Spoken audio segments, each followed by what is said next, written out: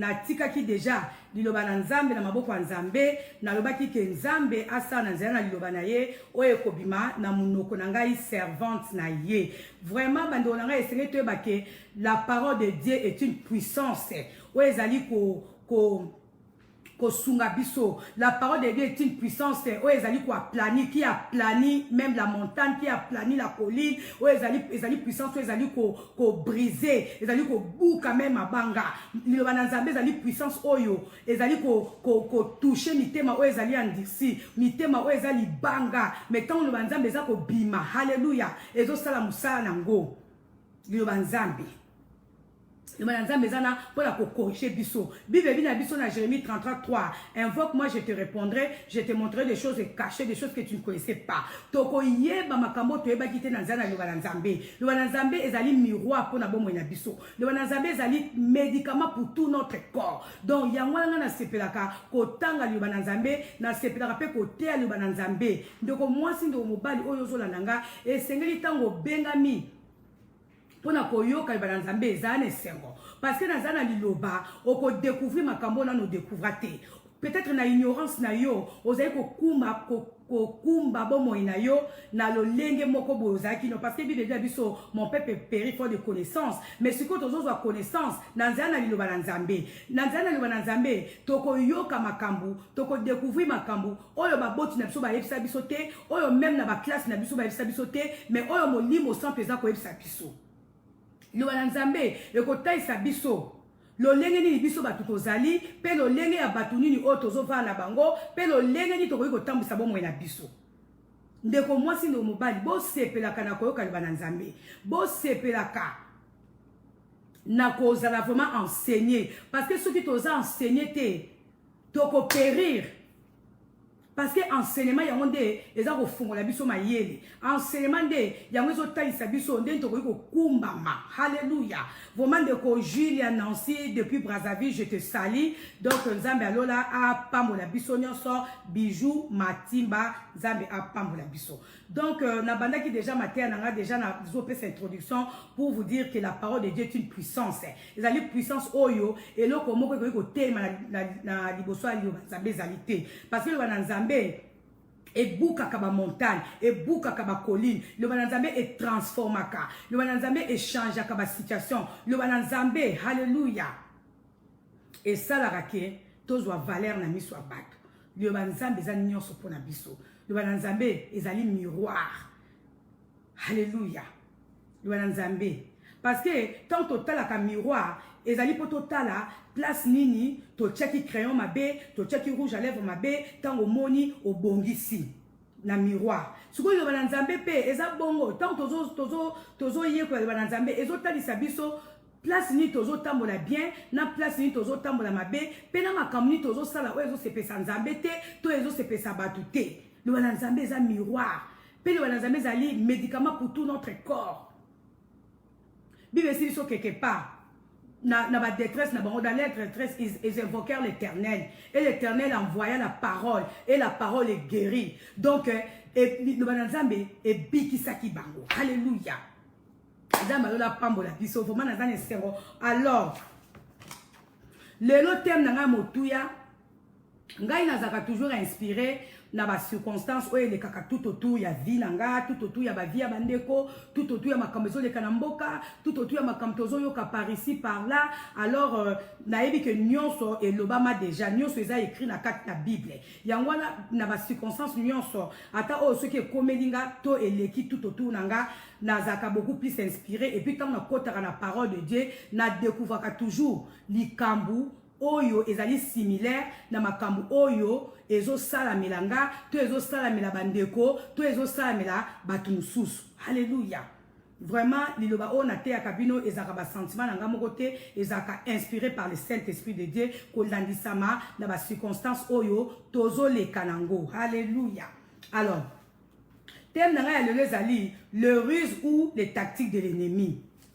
Bandeko basi bandeko mbali lelo toko yoka barise ya diable, barise ya monguna, barise to ba tactique na ye o monguna sala kake po akwesa biso to po abimisa biso na nzela ya nzambe to po atenter biso to po aluka akwesa biso to koyeko la barise ya ténèbres, barise ya monguna ndenge nini monguna asinfiltraka na ba famille na biso ndeni monguna asinfiltraka na ba foyer na biso ndeni monguna asinfiltraka na vie na biso pona koluka ko nuire biso to pona koluka ko yiba o ezali ba bénédiction na biso monguna asinfiltraka na kati na biso na zana ba ruse na zana ba tactique na zana ba piège na zana ba stratégie yango pe biso bana nzambe singe to zala enseigner po to yeba ba stratégie ya monguna to yeba ba stratégie to yeba commerce que le diable opère pona ko kota na kati na biso commerce qui s'infiltre na kati na ba foyer na biso qui s'infiltre dans ma famille, ceux qui t'ont évité, tu as infiltré, tu as piégé, mais grâce à la parole de Dieu, tu as informé du moins pour que le lengeni monguna a s'infiltré dans ma famille, le lengeni a déjà infiltré dans ma famille. Donc moi, c'est ce que ça c'est tout Alléluia. Alors, le on a pona qui titre ya barise ya diable, to ba tactique ya diable, to ba piège ya diable, to ba stratégie ya diable. Mais Dieu merci pour na biso. Malgré que mon goût n'a pas de tactique naie, mon goût n'a pas de ruse naie, mon goût n'a pas de piège naie, biso pe nzambe a pesi biso pe ba moyen. Oye ko sala ke to résister mon goût na, oye ko sala ke tangu to za informé na barise ya diable. Ndenge to ko résister ye, ndenge to ko vaincre ye, ndenge to ko bimisa ye. Libanda bandaku na biso. Alors, et ce n'est to yeba barisa diable. Diable aza nani? Et ce n'est pas que diable aza ennemi na biso. Le diable aza ennemi na biso. Ennemi na biso aza très malin. Ennemi na biso aza très mauvais. Ennemi na biso aza meurtrier. Ndenge na utu ko énumérer awa na nini? Ennemi na biso aza très malin, aza mauvais, aza meurtrier. Notre ennemi n'a pas d'amour. Bandonanga, tous s'attendent na boyungwata ya mukete pa banguna na piso. Tous s'attendent na diable azara na amour te. Diable azara na amour te ndonanga. Ennemi na biso azara na amour te. Notre ennemi n'a pas d'amour. Alors, ya kana kaka pona ko détruire biso. Ya ka tout autour na soka pona ko yiba biso. Ya kana kaka pona ko tia biso mal à l'aise. Soki to tangi na Jean a passé to kota mbangu na Jean 10 na Jean 10, verset 10. Dans Jean 10, verset 10, les voleurs viennent seulement pour voler, pour tuer et pour détruire. Moi, je suis venu afin que les hommes aient la vie, une vie en abondance. Donc, en abondance, une vie abondante. Donc, tu comprends que l'ennemi n'a pas besoin de voleur. Il y a un cas pour détruire biso, il y a un cas pour nuire biso, il y a un cas pona ko yiba ayaka naka pona kozangisa biso kimia ayaka naka pona koluka kobimisa biso libanda na nzambe ayaka kaka wana po aluka kopesa biso kanda monguna za wana asiblaka biso ndo mwasi no mobali mais tandis que Jésus-Christ de Nazareth ya ki poto zwa vie en abondance monguna za naka pona ko yiba même eloko o ya semate monguna za naka pona ko yiba ta eloko euta ta epana yete mais ayeka po yiba c'est un voleur monguna za mutu mabe ayiba kato loko ya salita te loko ya semete monguna za jaloux monguna za orgueilleux monguna zo tshepso ba piège nzela monguna zo kota tina ba foyer na biso monguna zo kota tina ba faire na biso monguna zo kota tina ba projet na biso monguna zo kota tina makambu na biso mais c'est que to yeba eloni esaka epesaka accès na monguna a se servira tant susu na ba makambu oyo peut-être pour na biso ezali peut-être qualité mais il y a ça pour se servir dans la faiblesse na biso pour s'infiltrer na kati na biso les autres redécouvrir en tout cas ceux qui to si enseignement OT s'il faut que nango 2 jours parce que il faut tous l'enseigner alléluia alors et c'est le ba que monguna plan na ezali ya ko séduire biso monguna ayebi ke na boye face à face na biso moyen à attaquer biso ezate moyen à affronter biso ezate mais si ko monguna alukaka ba tactique alukaka ba stratégie alukaka ba piège oyo nini e ko permettre ye à approcher biso pour nuire biso to pour asala biso mabe monguna akotaka na nzela na biso na nzela na ba ruse ya on a titre nanga lelo ba rise ya monguna ba piège ya monguna monguna azaka na ba rise monguna azaka na ba piège monguna azaka na ba stratégie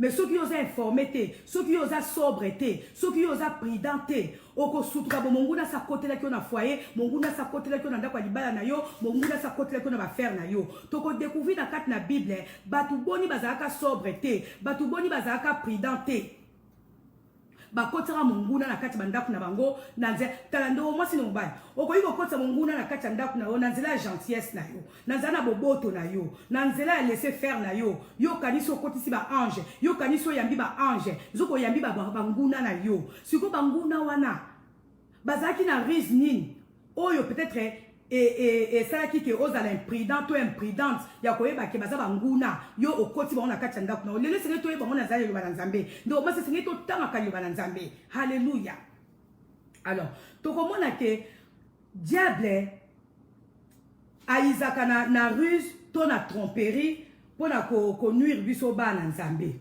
diable akoya na nzala na biso na image ya ange de lumière batu tant tozaka bana mike to bazali ko bangisa biso kendo kiazaka na maseke kendo kiazaka longi salite kendo kiazaka na bapoti kendo kiazaka ka mwindu kendo kiazaka salite tant tozaka bana mike parce que tozaka enseigner parce que toyebaka te mais ndenge tozokola na nde tozotanga liloba toyeko découvrir que diable azaka très propre diable azaka kitoko makasi voire même Satan le diable lui-même tant azaki pembe na nzambe nzamba bana ko benga astre de lumière pourquoi parce que il brillait azaki kitoko azaki beau de figure azaka salite te ndenge moko pe lokola diable ye moko papa ya ba démon lokola ye moko diable le véritable diable Satan le diable azalaka jamais vilain azalaka kitoko yango moni même ba depth na ye ba soda na ye ba envoyer na ye ba koya vers biso na image ya salite te ba koya vers biso na ba maseke te ba koya vers biso na ba méchanceté te mais ba koya vers biso avec toute gentillesse ba koya epa na biso na ba beauté nyonso ba koya vers biso na ndenge moko ke moyen oza na idée exacte ngana lobaka ke monde lelo kala to no mona kaka tant tozo kola bandoki bazaka salite batabili mabe bazaka salite mais lelo tozo comprendre que bandoki to bato mabe to Satan azali habillé ngana lobaka ndenge toza boye moyen to yeba te nani aza méchant nani aza ndoki nani aza mosanto parce que biso tozo ya ba hamburger biso tozo lata ba veste biso tozo lata ba bijoux moyen yeba mutu na kati na ezalité mais molimo santu par sa grâce nde atali sarabiso oyo aza monguna oyo aza ennemi oyo aza boye parce que biso to bande ko s'attendre kaka to omona ndoki na ba maseke to omona ndoki na ba maseke te ndoki po ya vers yo to akota na kati ndaku na yo akoya ne lamba salite te akoya ne longi ya chiffonné te ndoki akoya vers yo avec gentillesse ndoki akoya vers yo na ba cadeau ndoki akoya vers yo na bolingo ndoki akoya vers yo na ba assistance tant yo komona bobi mutu alingaka nge mutu akabelaka nge mutu apesaka conseil malamu mutu asambelaka mpona nge mutu asistaka nge yo yebi te nzoka eza ba ruse oyo ya utiliser po asinfiltre na kati na yo asinfiltre na kati ya libota na yo to asinfiltre na famille na yo po adétruire makambo na yo yango wana esengeli tozala enseigner mpona koyeba ndenge nini Satan le diable ayizaka na ba ruse na ye mpona kodétruire biso bana nzambe. Alléluia. Donc, c'est tout yebate. Diable a koya vers biso. Parfois, a commis la soko à ministre à justice. Vous voyez, ministre à justice. Ministre à justice, moussa na ye. Koya ko tia justice. Place li kambo esali. Au moni pas ko pesa kinya. Nzoka. Aza ennemi na yo. Donc, a koya wana po a attirer biso vers libanda ya tozo a attiré biso hors position na biso monguna po binisa on a libanda nzambe akoya na méchanceté parce que ce qui déjà mutu aye vers yo na méchanceté on comprend déjà que mutu za mutu mabe il faut na éviter ye mais monguna koya vers biso avec gentillesse pour o accepter ye o yamba ye o koma kosola na ye o vanda na ye parce que ce ko aye déjà na ndenga mabe déjà o ko éviter ye Yanga no moni bana mingi to kotisa ba ndoki na mabota na biso to kotisa ba méchant to kotisa ba binemi parce que ba zalaka ba ange de lumière bazalaka ba ministre à justice bazalaka ba ministre ya paix to kanisa ki bazalaka ba ambassadeur ya paix nzo bazalaka ba nguna yango to yeba te zali ba ruse ndoko mwasi ndo mobali monguna ko infiltrer yo na méchanceté te monguna ko infiltrer yo na violence te monguna ko infiltrer yo avec douceur monguna ko infiltrer yo na gentillesse ngana teya kama kambo oyo ngamo kona pasa nango ngana teya kama kambo ona zomona tout autour nanga biso ba prophète oteya kama kambo o nzamba zotalisa biso na oyo biso moko to viso po eza impact makasi to koya ko inventer makambo te mais appui na biso zayi lo balanzambe. Alors et ce n'est pas que Satan le diable nazana ba démon na ye a observaka biso a observaka biso a observaka quelles sont nos faiblesses pour ya kota na kati na biso ndo nanga tant yoza gentil. Mon goût n'a observé déjà gentillesse là yo. Ah bien, le quoi maman a gentil, le quoi papa a gentil. Pour notre côté là, c'est facile.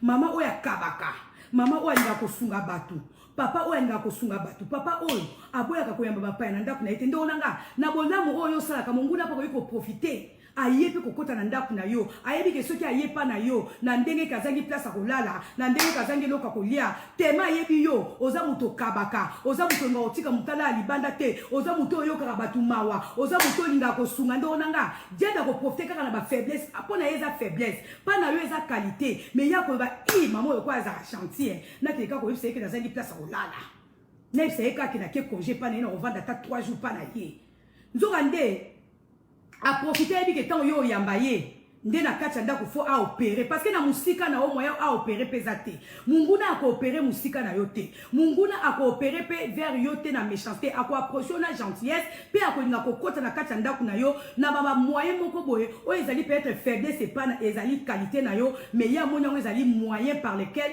o yesengeli a infiltrer ndako na yo to kuta na makambo pele. Alléluia. Mais il y a toujours na terre toujours bateau. Oya saka malama continue ko sa malama parce que ceux qui yo yambi mutu na bolingo. O pesi mutabilo ka kolia na bolingo. Yo oko perdre na yo ko monter par contre yende mutu a infiltrer yo. Na nzela bolamu na yo po sala yo mabe, to pa lobela yo mabe, to pa la kisawe ingratitude. Akokuta na obstacle na vie na ye. Mais par contre yo bolamu oyo sa na vie na ye. E ko boti la ba bénédiction. Ndo nanga nga ndaku na zanga ka ko lia te. Les soupes na sombara te batu na mona ka batu ba yelinga pourquoi parce que na mesana ko lesa na mesana ko yamba batu na linga mutu azanga place ko lala te na linga oza neti na anniversaire na ngauté le ka bando nanga nazui ba cadeau nga mona bi ba cadeau isa batu ba yelinga na fona lo ba bibo la mu fuko tatola ko en plein fête ba yelinga 2 cartons Thompson si carton Thompson en États-Unis ça cher mais mutu ayo 2 cartons Thompson a dépassé les gens bon ezo la sakeza bolingo oyo batu ezo tesa ke lokola nga na ndaku nanga na linga batu ba kufanzala te atata msusu batu msusu obo pesa bloka kolia ba zonsla bio mabe mais di mweza na batu msusu oyo baza ni famille na yo ni ba proche na yo mais nza bazo toucher bango po ba zonsla bolam po yo pe na ndaku no zanga ya kolia te ozanga ya komela te. Donc biso tozana nyongoka ya kosala malamu mais batu msusu oyo tozo kotsa na vie na biso baza ba infiltrer baza banguna baza bato baza ko piéger biso mais Dieu merci bakuta na obstacle na vie na bango ndo nanga risa diable zali donc wana nazo pesa bino nanu ba introduction kaka et ce n'est toyeba ke monguna akozwa couleur ya environnement monguna kolinga azwa couleur ya situation moko oyo zo leka nango to ya moment moko oyo zo leka nango po ayeba ndenge ni akoyi ko attaquer yo biso nde to teka bana nzambe boy ezana batu oyo bavandela kabiso ndo nanga biso nde toteaka donc diable azana ko neti ngani na oteya bino boy ezana bana nzambe o ba oyo kamateya mais za pena batu msusu bavandi penza batie boy toyoka mama Sylvia koloba nini akobwaka nini akosala geste nini po azwa ngo lokola piège po azwa ngo lokola tactique po azwa ngo lokola obstacle a attaquer nga donc dès que ça boy diable a observera biso atalaka ba mouvement na biso nyonso atande na zakina fête batu bazana kaka baza ko observer biso baluka nini toko glisser mama Sylvia koloba nini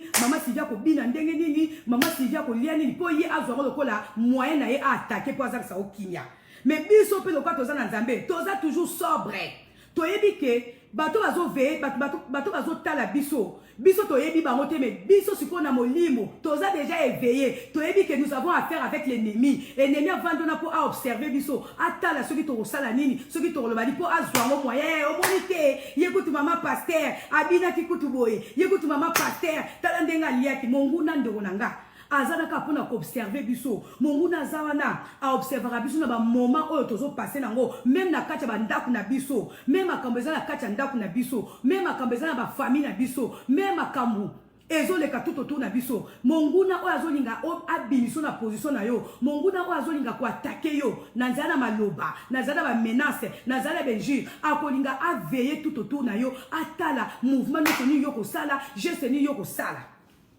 monguna yebi ba faiblesse na biso monguna yebi ke mama oyo soki na lobi ne likambo oyo akoresiste te akorépondre nga papa oyo soki na kene ye na nzela oyo nakokweyisa ye mwana oyo lokwa ye alobaka kaza ya nzambe il faut natuka ye kaka na maloba mpo soki natuki ye na maloba akoresiste te akorépondre nga ndeko mwasi na mobali ngai nasi na comprenage ye wana na comprenage déjà tactique wana évidemment neti ngai personnellement boye nazalaka moto akanda makasi nazalaka kanda makasi bon nayebi te soki mpo biso baprofete mpo baprofete bazala bato bakanda mais nzambe na molimo santu na ye azokontinue kobrise biso mokolo na mokolo eza makambo mosusu tosoki tomoni yango tobi kaka oyo tookipe te oyo tolanda te pourkui monguna ayebi ke likambo soki na glisango mama Sylvie to mama Brigitte to mama Pauline akoresiste te akorépondre sikoyo biso bato toza na nzambe biso bato toza enseigné bibesi biso soyez sobre. Soyez prudents, car l'ennemi, le diable, il rôde tout autour chez chaque qui dévorer. Monguna zo lukande na koyiko dévorer bana nzambe. Monguna zo lingandenge nini ako attaquer chacun d'entre nous. Monguna zo lukande na koyiko kwesa biso. Monguna zo lukandenge nini akoyiko yiba biso esengo na biso. Monguna zali ko luka koyeba ndenge nini akoyiko kwesa kondima na biso. Nazala ba piège, nazala ba ruse, nazala ba tactique, nazala ba stratégie. Ceux qui n'a se fait comprendre les mots tirant ba j'aime belé pour na comprendre qu'introduction nanga ezo kota bien. Alléluia. Donc Bible ezo tchabiso en garde pour na ba makambo oyo barise oya ténèbres. Ceux qui toke na 1 Pierre 5 toke na 1 Pierre 5 verset 8. Na 1 Pierre 5 verset 8. Bible bina biso soyez, Bible dit, déchargez-vous sur lui tous vos soucis, car il prend soin de vous. Ne vous laissez pas distraire. Bible dit, awa, ne vous laissez pas distraire. Diable, aye nanzia na biso, na risque ya distraction. Aye nanzia na biso, na piège ya distraction. Monguna koninga ko distraire biso, poto répondre mabe, poto lo mabe, toto kota na gena ye, po ya zwa. Position l'icône à Bisso. Mais Dieu merci, la Bible nous met en garde. Bible dit à Bisso, ne vous laissez pas distraire, soyez vigilants. Votre adversaire, le diable, rôde autour de vous comme un lion rugissant qui cherche quelqu'un à dévorer. Résistez-lui en demeurant ferme dans votre foi. Bandonanga. Nzambe azatema bolingo ayebi ke toza ciblé ayebi ke le diable rôde tout autour de nous cherchant qui dévorer ya on peut diable Bible et ko tchabiso en garde pour nous sabiso que toza la vigilant car notre adversaire le diable il cherche il rôde tout autour pour na ko luka nani oye sengela dévorer oyebi esekisa kinga en tout cas ndene eseki bino pour une fois vraiment na toi qui t'a ko tanga ba commentaire na pour l'anniversaire na parce que ça jour na nga esengo totangi na bana babila mama lisi natanga boye na bien en tout cas batuko bazana ka pona ko ba mabe bana basinga babi mama regarde comment je sais pas ce qui moi c'est ce qui m'obale regarde comment il a écrit ngada komini Nathalie ngamona ngana makamsusu ko na komona nga olie na répondre mutu tamsu na seki tamsu na bien o eza distraction.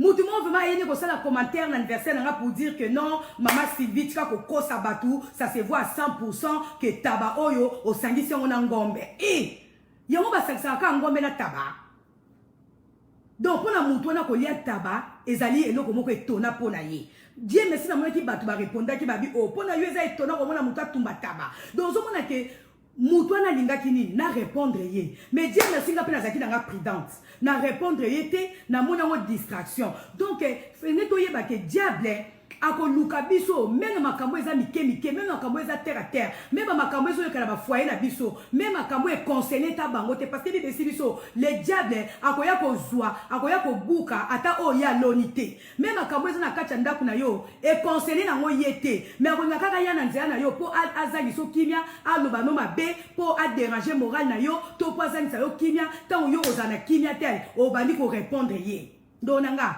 eza ba distraction.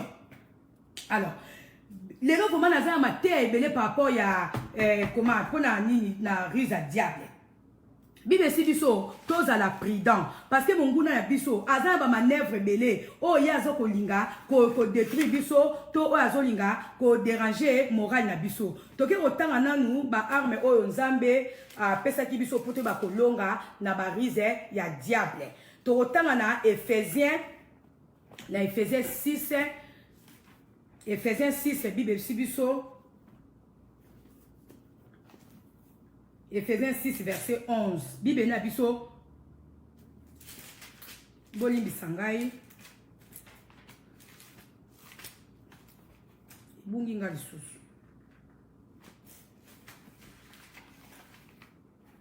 Ephésiens 6, verset 11. Bible Lobi.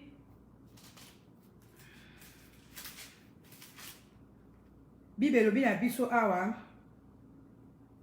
Revêtez-vous de l'armure de Dieu afin de pouvoir tenir ferme contre toute le ruse du diable. Bible Sibiso, tout tenir ferme, tous à la ferme, tous à la fort, pour tout longa contre toute le ruse. Donc diable a utilisé toute le ruse de Bible Lobi, a utilisé ma piège nyonso, a utilisé ma tactique nyonso, a utilisé ma stratégie nyonso pour acquérir ça yo. Mais Bible Nabiso Awa, revêtez-vous de l'armure de Dieu afin de pouvoir tenir ferme contre toute le ruse du diable. Donc monguna azana ba ruse pelé. Ndonanga diable a kokota même dans la famille na opasa sa okimia. Baebi ke eza makambo moko boye oyo yo ko supportara te. Diable ko utiliser me bandeko na yo po ba betso mabaku. Po tangu yo ko loba, tangu yo ko tomboka ba lobe omoni ya sambelaka. Ye boye. Sikoyo ngana sina comprena. Diable ko utiliser même bato baza tout autour na yo. Diable ye moko ko ki même ko s'infiltrer na kati ndaku na yo. Po kaka akwesa yo, akwesa kondiba azoluka place ni na kozwa yo mabe, place ni o yoza faible oko supporter te pour o répondre to pour o loba. Mais biso bibi na biso to se revêtir na armure nzambe pour to ba ko tenir ferme devant toute le ruse du diable. Monguna ko utiliser ba stratégie nyonso, akoya na nzela gentillesse, akoya na nzela makambo moko akoposer ba acte moko ebike likambo yo ko supporter ngoti. Okolinga o agir. Yango nga na mipesi leçon na komi komi pesa discipline ke ata na moni likambo eko betsa nga libaku même na kati ya famille nga je préfère me taire.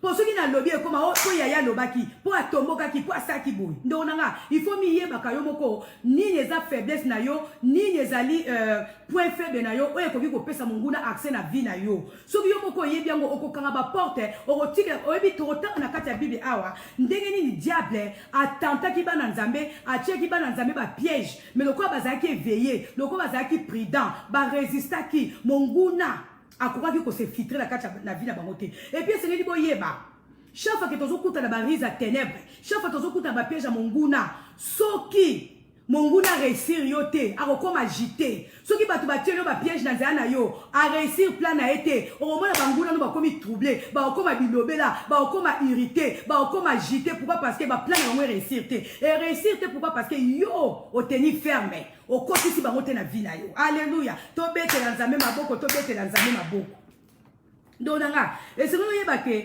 mbala mingi okoya kana ba rise à ténèbres te mbala mingi aussi montera ba piège à monguna c'est pelaka ta comme ka troublé a multiplier ba stratégie parce que ameki oyo et simbité ameki oyo et simbité ameki oyo et simbité tant ezo simba te ba plan na ye pas ko lemba te azo multiplier ka ba stratégie pour aluka eskanya ko kwesa yo mais yo poza mwana nzambe tenez ferme tiens ferme ko kwea te suka na ngoni monguna ko la irrité bibe bina biso Satan, le diable, sera écrasé sous nos pieds. À chaque fois qu'il y a un piéger biso, ceux qui a réussi, dès le moment où tu écrasé, mais quand tu as mon porte, ba rise des belé, le na ko démontrer bino certaines rises, oh mon gouda za ko utiliser pour la ko kota la banda kuna biso. Mon gouda ni ko kota même makamo etaliété.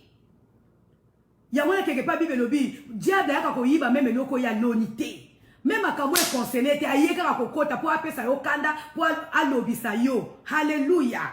Tokute na ba rise be na ba famille na biso. Tokute ni ba rise be na mabota na biso. Ndonanga Munguna oya koya ko combattre yo, aoza musika te.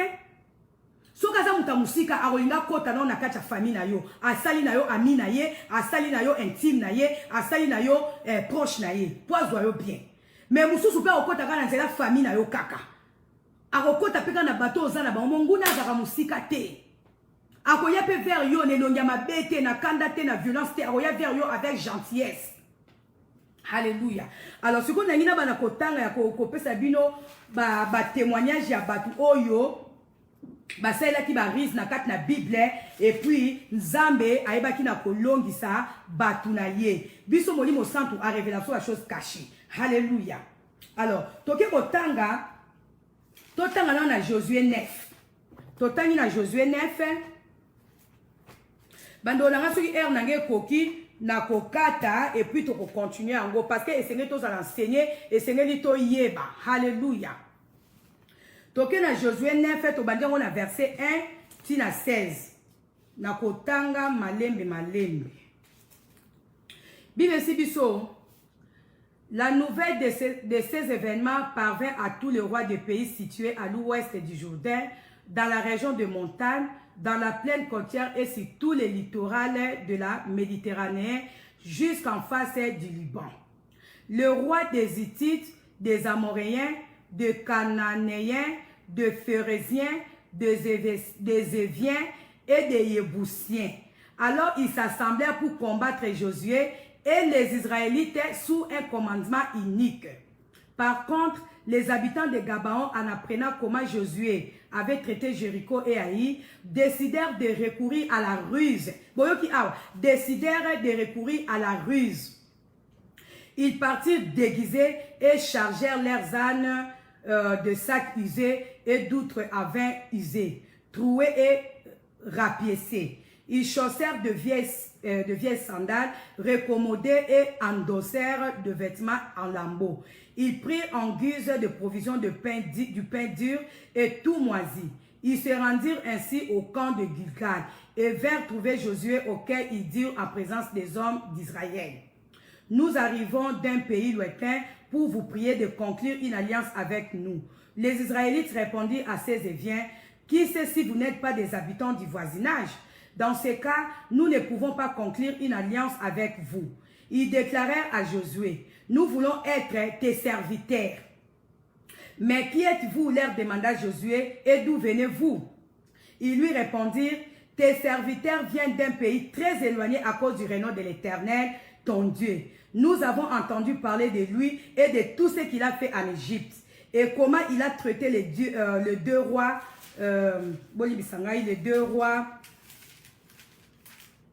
des Amoréens, qui régnaient de l'autre côté du Jourdain, Sion, roi d'Esbon, et Og, roi d'Ibassan, qui résidaient à Astaroth. Alors nos responsables et tous les habitants de notre pays nous ont dit, emportez de provisions pour les voyages.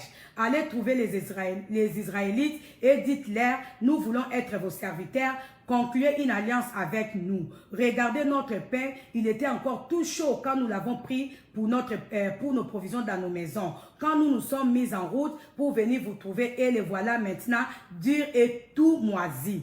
Regardez nos outres de vin. Elles étaient neuves quand nous les avons remplies. Les voilà maintenant déchirées. Voyez comme nos vêtements et nos sandales se sont usés à cause du long voyage que nous avons fait. Les hommes d'Israël prirent de leurs provisions, mais ils ne considèrent pas l'Éternel à ce sujet. Josué dit la paix avec eux, fit la paix plutôt avec eux et conclut une alliance, leur garantissant la vie sauve par un serment des responsables de la communauté. Alléluia. Bandonanga, ndene kisaki bino. monguna approcher yo na ba ruse na ba tactique awa eza histoire ya Josué. Josué to yebi biso so succédaka Moïse. Josué sikoyo yende mutu azalaki comment je peux dire destiné ya ko conduire bana Israël na terre promise. Alors bakutanaka na babitumba ebele, bakutanaka na ba peuple o babengi ba cananéen, ba phérézien, ba zévien, ba yébusien. Sikoyo bitumba nyonso Josué azali ko bunda, azali ko longa. Sikoyo ezalaki na peuple moko peuple babenga bango les Gabaonites bango mboka bango ezalaki Gabaon bayokaki sango ya Josué ndenge nini abande ko exterminer ba nation wana mususu na bitumba bayokaki ndenge nini Josué azalaki kolonga bango balobi Josué oyo azosisa bato nyonso oyo sikoyo babi basangani balobi awa la nouvelle de ces événements parvint à tous les rois des pays situés à l'ouest du Jourdain. Ndonanga, balobi, nouvelle ya force, nouvelle ya victoire ya Josué. Et pendant ki na mboka mobimba côté ya ouest, bayoki ndenge nini Josué azolonga bitumba. Bayoki ndenge nini Josué azo remporter ba victoire. Bayoka ki ndenge nini Josué azo zana succès na makambo oya bande ko sala. Balobi muto il faut ka to approcher. Mais to ko approcher ndenge nini parce que toza déjà binemi na ye. Ayebi déjà quelque chose de bundisaka ye. Et c'est ngeli to à risque moko toke de verrier toke de kosenga ye ke toza lokwa ba serviteur na ye toza lokwa batamisa na ye po ayamba biso lokwa aza mwana nzambe lokwa aza bato nzambe soki toke na rise toke kolela enzala toke kotaisa eke toza bato touti musika bilamba na biso kutu ebebaki na voyage lokwa aza mutema malamu akoyamba biso tanga akoyamba biso nde na momana tokoyeba ko infiltrer ye po to combattre bango. Alléluia. Baisi biso awa ba cananéen, ba phérézien, ba zévien, ba yabousien ndonanga na force oyo zanango na succès oyo zanango na élévation oyo zanango na savoir faire oyo yeba ke banguna na yo bako sangana batu bako sangana tout autour pour ba combattre yo batu bako sangana tout autour pour ba lukandeni bako sala ruse envers yo so totali awa ba cananéen na ba phérézien na ba zévien na ba yébusien bazaki ba peuple moko différent bat na bat bazaki na mboka na bango mais likolo ya victoire ya Josué likolo ya élévation ya Josué likolo ya force ya Josué likolo ya grâce o Jésus azaki nango ya kolonga bitumba basangana ki bango nyonso pona balukane bako combattre Josué bayebaki so bakei en face à Josué na ndenge ya bitumba moye balonga Josué za été esengela ki basangana basala rise moko bakende pas Josué balobake biso kutu touti musika touti pena musika ndonanga batu bako sangana eza na bani banguna na yo bango na bango bayoka na kateme pona koluka kokwesa yo bako sangana po basala force bakwesa yo bako luka n'est-ce pas balobake l'union fait la force. Le tozo mona na kati ba communauté na biso ba association ezo salama ba musique ezo salama pona koluka ko sala force lelo komoko boy. Et c'est que toyeba ke diable épée na ba depth na ye bazo sangana pona koluka ko kwesa tansu yo mutu moko ka kozo tia bango mal à l'aise ndonanga oza tansu yo moko oza na grâce moko nzamba tia liko na yo oza ne loko moko boy étoile na weza ko briller banguna na yo mutu na kana ye bazo ko combattre bazo ko karote ndonanga yeba ke eza na mkomo ba ko sangana bango nyonso ata bango na bango bayoka na rate ba ko sangana mukolo wana po baluka ba kwesa yo bango moko bayoka na rate bango moko ba finga naka bango moko ba tonga naka bango moko bandima nakate mais siko lokola yoza lokola point commun ozo combattre bango nyonso bakolingani basanga na bango nyonso basala samba lokwa ke bazo yokana basala samba lokwa baza mutu moko basala samba lokwa baza na unité basala samba lokola ke baza ko se soutenir poka basani bakwesa yo mutu moko ndonanga Josué awa azaki ko bunda contre ba phérézien, contre ba gabaonite, contre ba yébusien, contre ba cananéen, avec ko bunda yemoko peuple Israël, na yemoko contre ba nation ana nyonso. Siko azaki ko remporter victoire. Siko le batwana ba mona kitende ba ko kwesa Josué, ba yokani ba ona bango ba sangani ba sali liboke. Babi esengi tosala rise moko tolata bilamba oye beba tolata ba sandali oye toboka tolata ba mapapa oyo ba bamba bazui ba mapa basali ba kausi yango bazui ba mapa mususu ba kausi yango bazui ba biloko je sais pas ba biloko ba mimaka na voyage bazui ba mbisa ko pola bazui ba mapa oye kauka bazui ba sandali toboka bazui bilamba oye e balati bilamba oye toboka e beba Bachena banzoto mababi non et ce n'est ce que tokende en face ya Josué tokende kotali ça et que toza batu to uti musika et que toza ki na vlon voyage toza iko ya pana et que biloko sili biso na nzela toza na place kolala te bilamba na biso toboki akoyamba biso ko aza mutu ya Israël bango bazala nzambe akoyamba biso akotika biso toza na nzala te ndonanga ezaki ruse ba pharisien wana bango na bango bayoka na te mais bango nyonso wana point commun na bango ya bitumba ezaki Josué basanganaki baye vers Josué bayebi ke Josué aza muteya malamu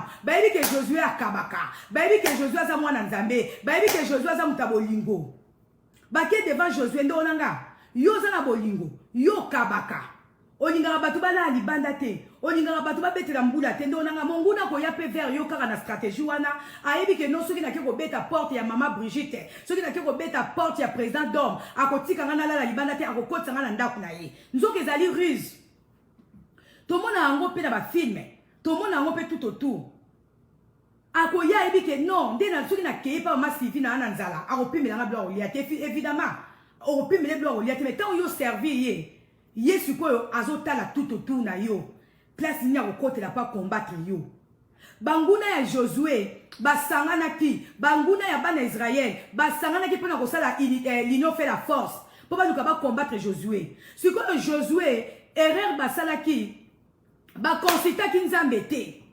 bakonsultaki nzambe te balobi kaka oui bato bauti musika mawe bila bango pe balakisi babi Josué tala bilamba na biso ndenge toboki tala ba mapa kutu tozaki nango tema to uti voyage musika ba mapa kauki tala ba sandali na biso kutu toboki ba mapapa na biso kutu katani Josué sans qu'il consulter nzambe alobi oui place akola les ali bokota ba yambi nzoke ezaki banguna ya Josué yambi bango apesi bango place kolala asaina bango kutu ya alliance alaki bango kutu kimia alaki bango kutu sécurité alaki bango kutu paix nzoka bazaki batu oyo bazaki kobundisa Josué mais ko bamoni ke Josué azolonga kaka babisi ko to kosala ni il faut ka to sangana to ke de verrier to milakisa ke toza ba pauvre to milakisa ke toza batu to ngi kosala musande onanga to ke ba même na bato to zwa na misala na kati ndako mutu mususu akoya kozwa kusala musala ndaku na yo otai pe dobi est-ce que mutu penza koya koluka musala ndaku nanga mais azana plan na ye azana piège na ye abitikala kene nanga kaka kobima ata chauffeur na bima nanga ta domestique na bima nanga ta soki mwana musala pour vite kaka na atteindre objectif nanga yango na biso bana nzambe toza na nyongo batu même ata bato tozwaka na misala na biso nga na konga na biso mutu aye koluka musala pa na ngai il faut na tout na nzambe il faut na pesa sujet na basala nzambe ba soutenir nga ba taila nga mutu aza ndenge nini parce que batu musu pe to engager na bandako na biso to engager batu musu na bandako na biso ba combattre pe biso to tika koyeba tike bazaka bandoki to yeko découvrir ngo ba année belé plus tard pourquoi parce que to kotsa batu na bandako na biso sans que to yeba pourquoi ba yena bandako na biso to kotsa batu na bandako na biso to kotsa batu na ba carré na biso na ba relation na biso sans pourtant to yeba pourquoi ba approcher biso musuza ko approcher kaka po na ruse musuza ko approcher kaka po yeba makambu na yo pe abilisa ngo libanda siko biso to sopa na kaka boye to tuna kate omoni kaka mutu aye na relation na yo ofongwa mimbala moko obandi ko betele masolo na yo di premier au 30 ngakutu boye ngakutu mama na nga boye ngakutu papa na nga boye ngakutu basi boni mibali mabala ngo kufa moninga ye na ndaku na yo aye ko lalisa yo aye ko tala yo obandi kaka oyebi kunga kutu mobali na nga kutu boye ngakutu mobali na nga kutu boye obandi ko pesa ba point faible no mobali na yo nzoka yazo so ba tactique wana azotala ba faiblesse na yo oyo yozo koka pa mobali na yo te ndenge ni mobali na yo peut-être ata mobali na nga lo yo lamba te ata mobali na yo aza ko je sais pas zo menacer yo na ba kamo siko yozo betela ngo muninga na yo muninga na wana yo ebite envia mobali na yo akozo ba point faible na wana ake ko utiliser mo siko po aye bandeni ni ako ravir mobali na yo ozu makambu na yo obandi ko yebisa na batu denga kutu mobali na nga boy denga kutu na baleki na nga boy denga kutu na ba famille na nga boy olobi nzoka approcher ko kwa yeba ni ezo le kana kati ya famille na yo ni ezo le kana libota na yo bela basi boni ba bebisi mabala na bango bazo batu mususu ba conseiller libala na bango ke takutu mobali na nga zo sala boy takutu mwasi na nga zo sala boy ndoka batu o bango bazo pesa ba rapport a mobali to ya mwasi baza batu o bazali ya base ya séparation na bango ngana ebi basi mingi bazo bandeko basi mususu komba conseillère na bango nzoka tango ye mwasi azolela mobali nanga kutu na komi na koma mwana ye indifférent mobali nanga azola afuna ndako te mobali nanga liaka su te nzoka mwasi yango oyo azokofundela maka mobali nzoka nde mwasi yango ye nde mutabimaka na mobali na ye wana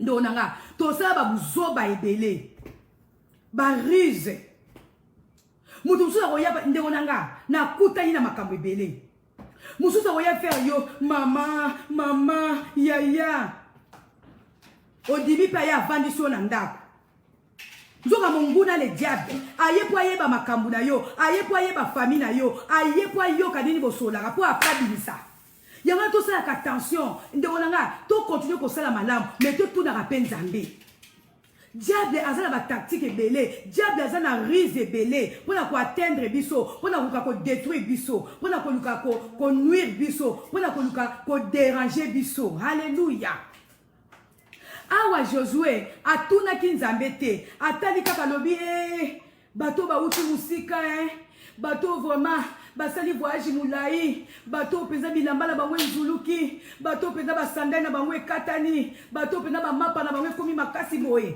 akotisi bango na ndako nzoka nde bazalaki banguna ya Josué nzoka nde bazalaki banguna bana Israël balingaki bakoma baserviteur ya Josué bavanda na kati ya Israël mpo bayeba bapoint fort to bapoint faible ya bana Israël bayeba ndeni Josué ase prépara mpona kobunda mpo bango bazwango lokola moyen na bango bayeba koya kosala contre-attaque contre Josué Josué akomprenaki yango tard banguna bazalaki déjà infiltré ndonanga mpo na yo moko bato bakosangana po ba combattre yo ndonanga kokamwa te so yoki oyo na oyo bayokani oyo na oyo bayokani bango kuna bayokani et pourtant na ndenga normal bayokana te bayokani siko basali renfort po ba combattre yo yeba ke yo za ne loko nzambe oyo ezo déranger bango c'est que bango moko séparément bazo kwa kolonga yo te basali union fait la force po ba combattre yo oh eza nango ba décor eza nango ba ndonanga leo to sori na papa nanga moko alobi nazwi na kapaki alobi nanga oui diable aza na décor ndonanga nde totaka bafilme na Hollywood eza badécor non basalaka badécor po bamise en scène eza nango réalité te badécore lem sous couleur à vert badécore couleur basali badécor po ntango bakoprésente filme na bango eza na bamention eza na basensation mais en réalité eza mise en scène banguna na biso pe basalaka biso mise en scène omona oyo na oyo basangani po bacombattre yo mais bango moko bayebi ke eza décor bayokanaka pe te bango moko mais basangani kaka po bakweyisa yo ndonanga zala prudent tozali envahi tozali infiltré na bafoyer na biso tozali infiltré na mabala na biso tozali infiltré na barelation na biso ndonanga omona kaka groupe moko ya bato basangani po bafinga yo mutu moko po basangela yo mutu moko c'est que yo moko ozali ozotia bango nyonso mal à l'aise siko eloko eza na kati na yo bazokoka koatteindre yango te bakosangana bakosala union fait la force bayebi ke soki oyo alobi okuna zongosi yo kotenir te ndonanga grâce à la parole de Dieu tozotenir ndongo mwasi ndo mobali il faut ozala na kati ya parole ya nzambe esengeli okangama na nzambe mpo ata banguna no basangani ebele mpona kokoka kokweyisa yo obima na position na yo te Alléluia. Nde yango wana esika tomoni na Josué 9. Banguna ya Josué basanganaki bango basanganaki pona koluka kokwesa Josué pona kokwesa bana Israël. Ndonanga ekomela non tomoni ke yo mo beta otali ko o. Yena ye basangani bazofinganga mais nga na yebi ke yena ye bayokana te mais na yebi ke ye pa tongaka oyo. Ye pa tongaka oyo. Mais nde disko basangani bango baye po ba attaquer. Comprendre que ça y a force. Comprendre que ça na grâce moko boy ezo déranger bango mais siko yo ko kwe la piège wana te bakoya vers yo mais papa to lingaka yo mama to lingaka yo kutu ko sepelaka na musala yo salaka yo po komika ka zoba omitiki bien bolinganga allez okomisi bango ba pire yo okomisi bango ba mina yo okomisi bango soki ba compagnon na de lite allez leba kozwa makambu na yo tant ba kozonga ba komisi ko attaquer yo sko mupla na kana ndonanga diable azana rise. Alléluia. Donc, tout le monde dit Josué a qui attaqué. Tout le monde dit diable a rise pour le combattre les soba dans Zambie. Tout le monde a dit sous na Luc. Tout na Luc 23.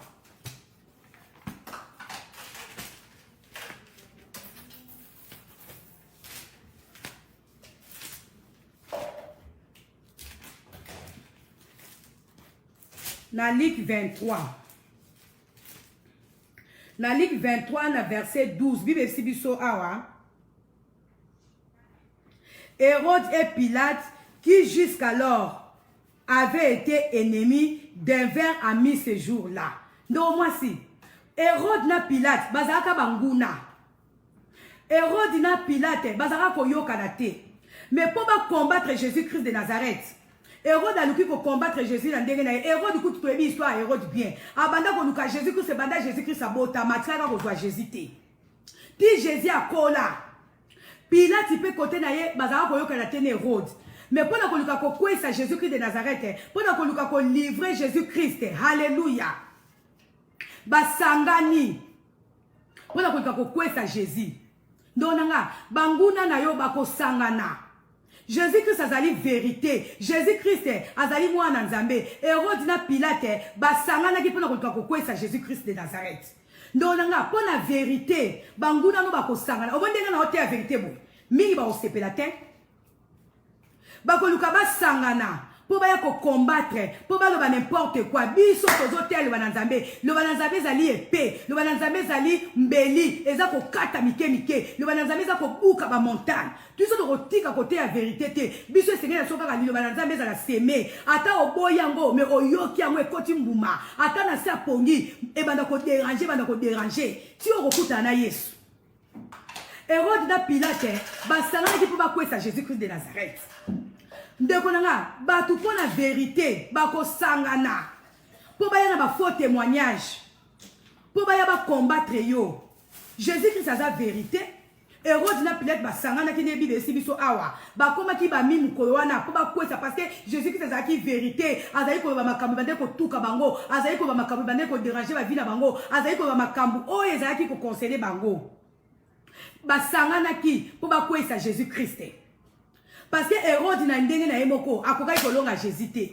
Pilate pe na ndenge na yemoko akokai kolonga Jésus te. Siko ba koma ki ba ami mukolo wana apoka nini ba kwesa Jésus-Christ. Ndonanga continuer na nzela la vérité, continuer na nzela bonzambe. Banguna na yo bako sangana. Bako sana union fait la force pour ba luka ba kwesa yo. Mais biso bi bebi na biso to tenir bon. Alléluia. Toke na acte. Toke na acte. Donc, dans acte 4. Acte 4, verset 27, Bible Sibiso. En effet, c'est bien une ligue que Hérode et Ponce Pilate, les nations et le peuple d'Israël ont formé dans cette ville contre ton serviteur Jésus-Christ, que tu as choisi comme Messie. Ils n'ont fait qu'accomplir tout ce que tu avais décidé d'avance dans ta puissance et ta volonté. Alléluia. Et compléter quand autre temps na lit. Ndonanga. Au moins denga na zotel bananzap abalobi awa contre ton serviteur. Awa Jésus-Christ azaki mwana nzambe. Jésus-Christ azaki Messie. Mais Ponce Pilate na ba nation mususu o Jésus ane côté la vérité. Ba sangana ki pona koluka ko boma Jésus-Christ. Ba sangana ki pona ko tia ba biscade na zela Jésus-Christ. Jésus-Christ azaki choisi, azaki envoyé de Dieu, azaki yemoko nzambe. Attendez na zoter boy, bando nanga. Batu bakoya kokota na nzela na biso, po balo bakaka, mosala nzamba lokuta. Oh kuna pa ko sangisa, na yebi ndonanga. Batu bako sangana po ba pesa ba faux témoignage. Bako luka basala renfort, po balo balikamu mobo eningisa. Ngaku tukondima na tingama lilo banzambe. Ndo mosi mobali. Tingama lilo banzambe. Kangama na nzambe. Tenez ferme. Pour mbala nous tozote à liloba. Et c'est que tu es baqué, ils ont dérangé comme Monguna, ils ont dérangé parce que Batuno sont baso combattre biso, Binemino sont baso combattre biso, baza dérangé dans zana le balanzambe. Le balanzambe sont tellement mal à l'aise. Il y a pas multiplier ba stratégie, ba multiplier ba piège, pour pas nous capable combattre yo, pour pas nous capable non n'importe quoi. Yo comprendre que ils allaient risque à diable. Alléluia. Donc, et ce n'est pas que Monguna ayaka kaka wana pona koluka ko combattre biso pona koinga ko tchela biso ba biscade na nzela pona koinga ko tchela biso ba piège na nzela mais biso to tenir bon jusqu'à la fin. Alléluia. Alors, toke botanga plutôt avant totanga verset mususu. Et ce n'est pas que Monguna koya vers biso na ba flatterie, na ba gentillesse. akoya kotalisa yo bolingo, akoya kotalisa yo ke mama na lingaka yo, papa na lingaka yo, nga na sepelaka na musala yo salaka. Tant yo ko approcher kaka. Parce que na musika moyen combattre ezati. Na musika et puis de face boye moyen atalisa yo kaza monguna no ezati. Il faut atalisa yo kaza ndeko na yo, aza monguna na yo.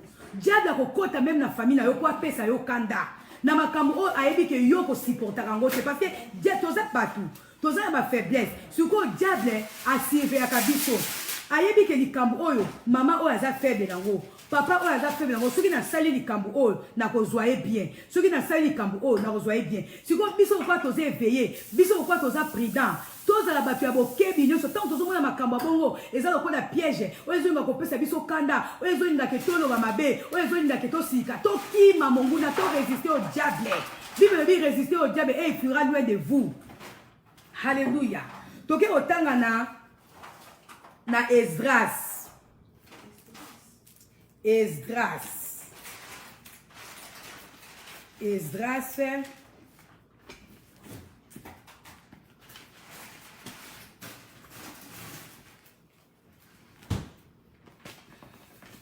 Totanga na Esdras na préparer on a checké na Bible msusu.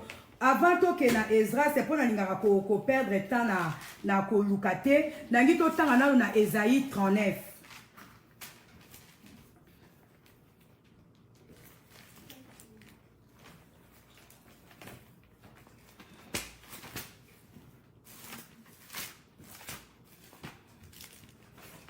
Totanga na Esaïe 39. Histoire OP eza bien. Toke otanga na Esaïe 39.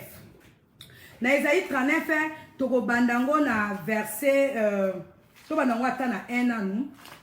Eza pe histoire bien totango na 1 et puis après bon to continuer ba verset mususu. Je ne sais pas si vous pouvez m'aider, cherchez-moi déjà Esdras. C'est dans l'Ancien Testament. Na Esaïe 39 bandango na totanga. Diable azarisé. Ako utiliser kaka ba makambo eza lokola ba point faible na biso. Ako utiliser kaka bolamu na biso moko po a induire biso na erreur. Ako utiliser kaka ba gentillesse na biso, induire ba sympathie na biso po aluka ndeni ako infiltrer ba vie na biso. Toke otanga na Esaïe 39 na verset 1. Vers cette même époque, Mérodach et Baladan, fils de Baladan, roi de Babylone, fit parvenir un message et de présent à Ézéchias, car il avait appris sa maladie et son rétablissement. Ézéchias se sentit flatté de la venue des envoyés et leur fit visiter les bâtiments où l'on conservait les objets précieux, l'argent et l'or, les aromates et les huiles parfumées. Il leur montra aussi tout son arsenal militaire et tout ce qui contenait ses trésors. Il n'y eut rien dans son palais ni dans tout son royaume qu'Ézéchias ne leur fit voir. Alors le prophète Ésaïe se rendit auprès du roi Ézéchias et lui demanda: Qu'ont dit ces gens et d'où sont-ils venus te rendre visite? Ézéchias lui répondit: Ils sont venus de très loin de Babylone pour me voir. Quand il vit dans ton palais, Ésaïe reprit: Quand il vit dans ton palais, Ézéchias répondit: Ils ont vu tout ce qui se trouve dans mon palais. Je ne leur ai rien caché de mes trésors. Alors Ésaïe dit à Ézéchias: Écoute ce que dit le Seigneur des armées célestes. Un jour viendra où tout ce qui est dans ton palais et tout ce que tes ancêtres ont amassé jusqu'à ce jour sera emporté à Babylone. Il n'en restera rien ici, déclare l'Éternel. Plusieurs de tes propres descendants issus de toi deviendront serviteurs dans le palais du roi de Babylone. Alléluia. Tozomona awa histoire ya Ézéchias.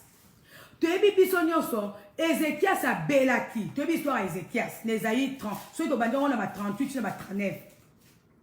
Ézéchias a belaki makasi. À tel point que tu as dit histoire oyo Nzambe atindaka prophète Esaïe akende komona Ézéchias ayebisa ye ke akokufa abongisa babiloko na ye asala déjà testament abongisa ndako na ye po ye akokufa kala te. Alors Ézéchias